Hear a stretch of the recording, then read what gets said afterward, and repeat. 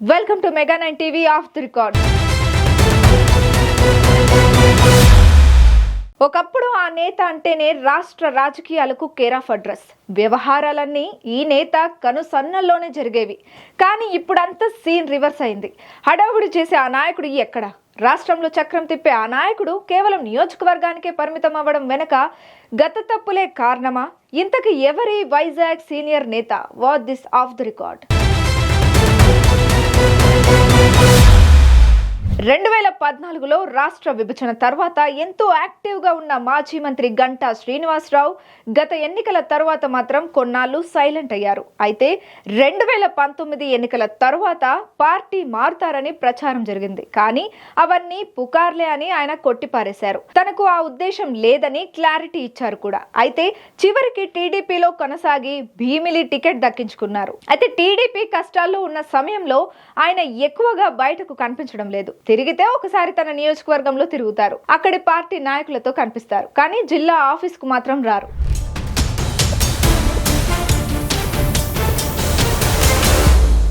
ముఖ్యంగా గతంలో గంటా బీజేపీలోకి వెళ్తారని, లేదు వైసీపీలోకి వెళ్తారనే టాక్ వినిపించింది. అయితే వారిని గంటా ఎప్పటికప్పుడు ఖండిస్తూనే వచ్చారు. గంటా గురించి తెలిసిన వారు ఆయన రాజకీయ లెక్కలు వేరుగా ఉంటాయని అంటున్నారు. భవిష్యత్ రాజకీయ సమీకరణాలను దృష్టిలో పెట్టుకొని ఆయన కీలక నిర్ణయాలతో ముందుకు సాగారు.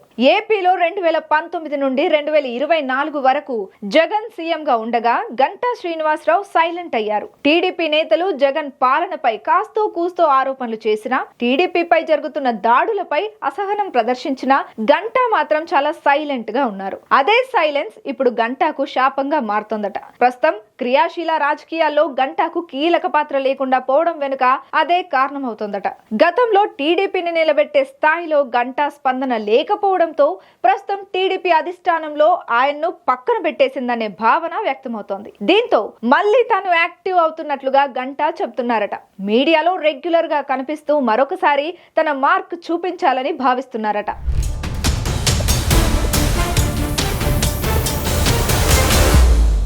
అయితే సొంత పార్టీ కష్టాల్లో ఉన్నప్పుడు పోరాటాలు చేయకుండా, కనీసం అధికార పార్టీపై విమర్శలు చేయకుండా ఇంట్లోనే ఉండిపోయిన గంటా శ్రీనివాస్ కు ఇప్పుడు తమ ప్రభుత్వం వచ్చాక మాత్రం పని లేకుండా పోయిందనే ప్రచారం జరుగుతోంది. ముఖ్యంగా పార్టీకి అవసరం ఉన్నప్పుడు వదిలేసి అవసరం లేనప్పుడు హడావుడి ఎందుకు అంటూ టీడీపీ శ్రేణులు ఆయనపై మండిపడుతున్నాయట.